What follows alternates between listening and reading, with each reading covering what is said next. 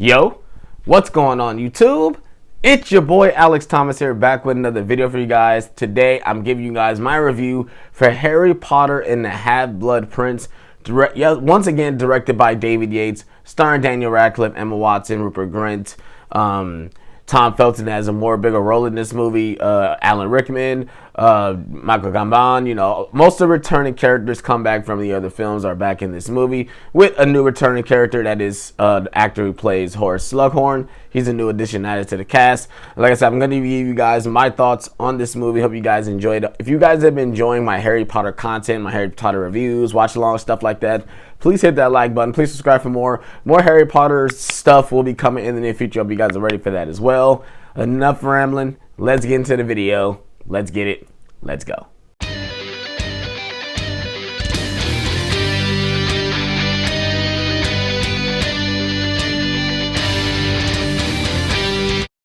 Alright, you guys, like I said, this is a Harry Potter and the Half-Blood Prince, directed by David Yates. And this movie is about Harry going into his 6th year at Hogwarts. And basically, the whole idea is Harry is trying to figure out what to do when it comes to Lord Voldemort being a base, basically trying to defeat Voldemort. And Dumbledore has come up with a plan to induct Horace Slughorn to come back to the school so Harry can get a memory from him, because the memory that he has is a very important piece to defeat Voldemort. And that's basically what this movie is about.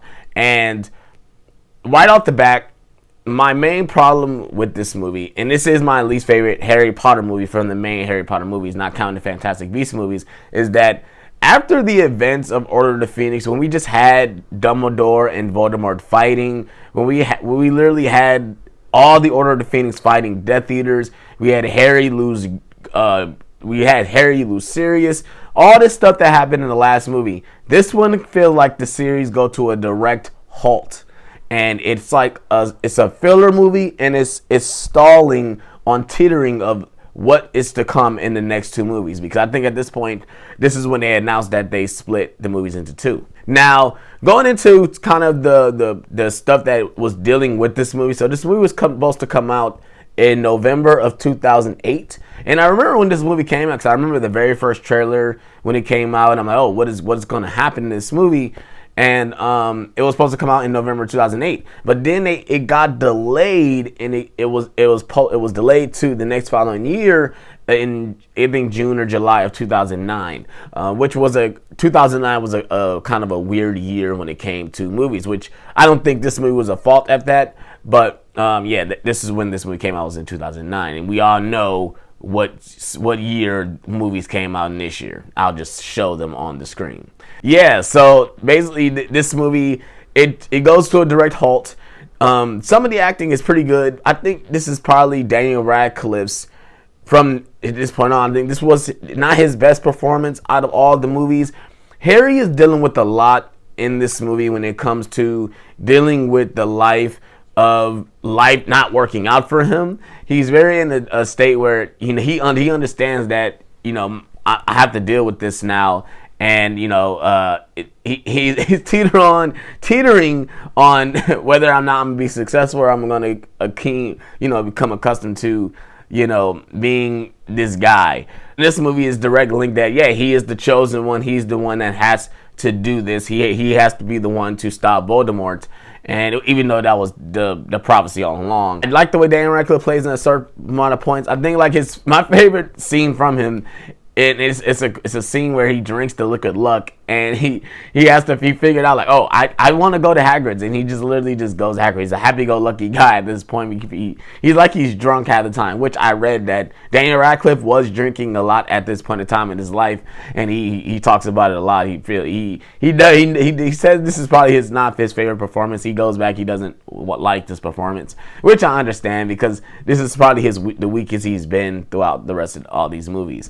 Emma Watson, Rupert Grint, they feel like they're not in it that much. They are, but they aren't. Ron develops a new relationship with Lavender Brown, which now Hermione is starting to feel something for Ron, and Hermione kind of feels like she's feeling some type of effect from that, which is cool. This one to me felt like this is the high school version of Harry Potter, because the kids are a lot much older. They're in their higher teens, like 16, 17 years old, and they're dealing with a lot of relationship stuff. Because this one also try to develop the relationship between Ginny and Harry, which is another problem that I have with this movie, because we're supposed to feel for these characters, but half the time these characters have not shown any screen time with one another. They've never really interacted with one another, and we're automatically just supposed to feel that these characters are supposed to be together because it's what's written in the book. Now, this movie has a lot of stuff taken out of the book when it comes to the Half-Blood Prince storyline, with showing certain visions of why they're doing what they're doing. We only get to see a couple of the memories from Voldemort, and it's because of time. This movie's already like 2 hours and like 30 minutes long, so they had to take out a lot of stuff just because of time. And the stuff that they kept in there, I kind of wish they kind of would have left out. Like, did we really need to see the Lavender Brown and Ron relationship? Did we really need to see that? I understand it's more development for Ron and Hermione as their relationship grows, but when it comes to the actual plot and even the Half-Blood Prince storyline, when we actually get the reveal, spoiler alert, that Snape is the Half-Blood Prince, there's a lot more that we discover that's in the book that is teetering more on who is the Half-Blood Prince. Harry becomes obsessed with the book in the book than he does in the movie. We see him having, we see him reading it, but in the book he feels like he can't live without the book, and we don't really feel that in this movie. But also, like I said, there's no Voldemort in this movie. Voldemort is like not even accustomed in this movie, and I think he does show up in the book if I'm not mistaken. But yeah, he's not in here at all. I do love the confrontation between at the end when it comes to all the Death Eaters coming to Hogwarts and Draco killing Dumbledore. I absolutely love that scene. I do like the scene where Harry and Dumbledore go to the cave because they found out that Horace told Voldemort that he told him about the Horcruxes, where he could split his soul into 7 pieces so he can live immortal. And Dumbledore and Harry found this cave to get this locket that things to contain one of the Horcruxes. I do like that scene as well. It's pretty dark, pretty gritty. Another thing I really don't like about this movie, I feel like I'm bashing this movie, but I'm really not. But another thing I don't like the way this movie is shot. This movie feels like it has no color half the time about this movie. This movie feels very black and white, and maybe that was the point, because I think at this point in the series, this movie is at an all-time dire. Like, there's nothing happy that's going on in this world.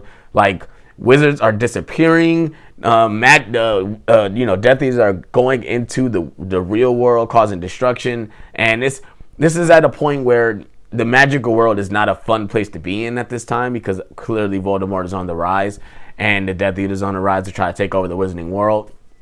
And I understand that. I feel that. Another thing I want to talk about is Tom Felton as Draco. Draco is given a more forefront role in this movie because they chose him to do a mission. Clearly, is to kill Dumbledore, and he's pretty good in this movie. But there's points where you just feel like he's whining all the time in this movie, or you feel like he's on the keen of just breaking down. And maybe that was the point of this movie, because he really isn't comfortable with the task that he's been given.